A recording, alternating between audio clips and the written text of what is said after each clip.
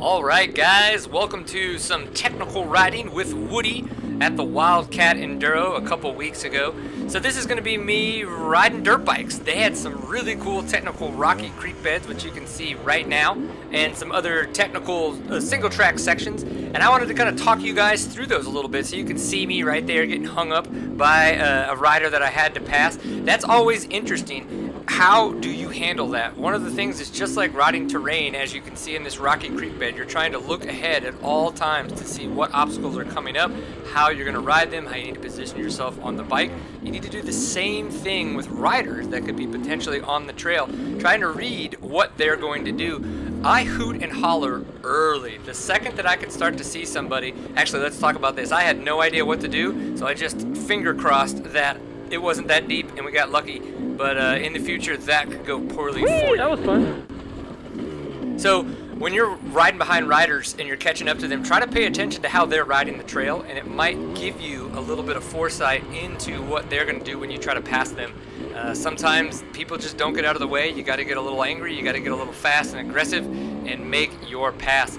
When I'm riding a lot of these creek beds, I try to stay light on the bike. You want the bike to be able to bounce underneath you and kind of move around. I don't try to control it with my arms. I try to control it more with my legs. A lot of people tell you that they don't pinch the bike that hard and they let the bike bounce around between their legs. I don't like to do that. Though I am not pinching the bike very hard, I do like to have a little bit more of a grasp with my legs, so that way I can loosen up my arms and not try to manhandle the bike as much as have my arms and my hands and arms ready to think quick as the bike might try to pop in and out of places that it wants to go. Now maybe that's because of the fact that I kind of trust the bike, I trust the suspension, everything that's going on underneath me, but you can see you just kind of, like for me, I have an idea of where I want to head, I try to point the bike in that direction, but as in this case there's someone in front of me, and guys in front of him, you just kind of have to make it work and pick a line and try to force your way through it. If you guys didn't see the other video that I put out from the Wild Cat Enduro, this is a creek bed that I did focus on there, where my heart rate got second highest it had on all day, and it was when that gentleman back there looked like he was going to cut over on me. That got a little interesting.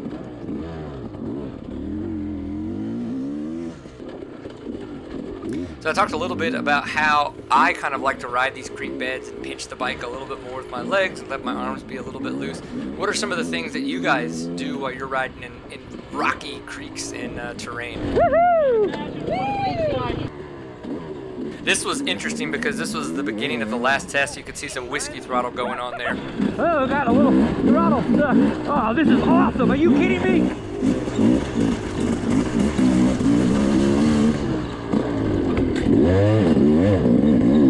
Oh, they needed to keep that going.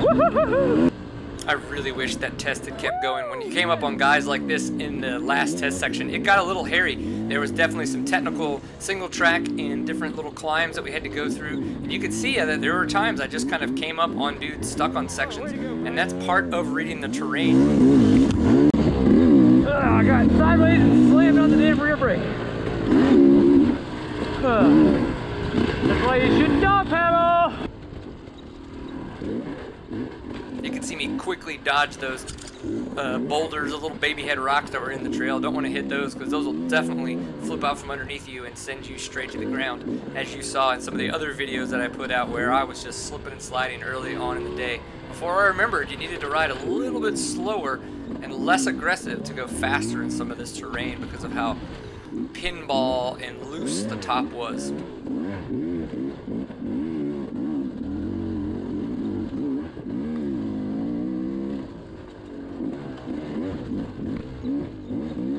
As you can see me kind of bouncing around, I'm standing up as much as I can. There are times where I wind up just sitting down, and I just kind of go with it. Yes, standing up does put you in a better aggressive position to be able to be nimble on the bike and kind of quickly change direction and quickly change how your weight is positioned on the motorcycle. But at other times it just doesn't work out the way you want it to, and you wind up sitting down. I wouldn't get super frustrated. I would keep riding in situations like this where you know everything underneath you is extremely loose. You want to carry your momentum as best as possible. You don't want to be trying to speed up extremely quickly and then slam on the brakes extremely quickly. Whoa! Woohoo! Hey, what up, lady? And then I come up here and screw up a little bit more. I think this is a good point of that, where up here I'm going to make a mistake and I just kind of roll with it. I realize, you know what, if I slam on the brakes, I'm going to lose all momentum and then I'm not going to be able to get myself out of here. But there it is, I screw up. Oh no, I don't actually use the brakes. I just kind of get on the gas and dog paddle my way through it a little bit and keep moving. And that's kind of what you want to do when you get yourselves in those situations. You want to not freak out so much that you kill all your momentum by going, oh no, something didn't go the way I wanted, and start slamming on the brakes. That's just never the right thing to do because of the fact you're going to wind up killing all your momentum. That hurt. And then here I am, screwing up again. You probably saw this too, and up ahead is where I definitely hit the highest point of strain for the day with the highest heart rate of like 192, 189, somewhere in there. But up here I say, oh no, there's a guy on this hill. I could have just sat at the bottom and taken my time and seen maybe what was the best line, what's this guy going to do. But in the long run, that's going to take a good 5 to 10 seconds. You really just want to keep on. Screw up and shoot your heart rate through the sky. Holy fudge. Okay, breathe, get it back down. Oh gosh. The last couple fun bits here as we close out the event. I really enjoyed the Wild Cat Enduro. This was at Hidden Falls Adventure Park. If you guys haven't ridden there, definitely check it out. Check out the other video, which will be at an end card at the end of this video from the Wild Cat Enduro and my Whoop strap review. If you guys enjoyed this, definitely give it a thumbs up. Subscribe if you're new, and also get a beer. Is that a beer? Yeah. 600. I got one at the truck. Thanks, dudes. Wow! All right, thanks again, guys. Hope you enjoyed this. Remember, always enjoy a pint full of awesome, and we will see you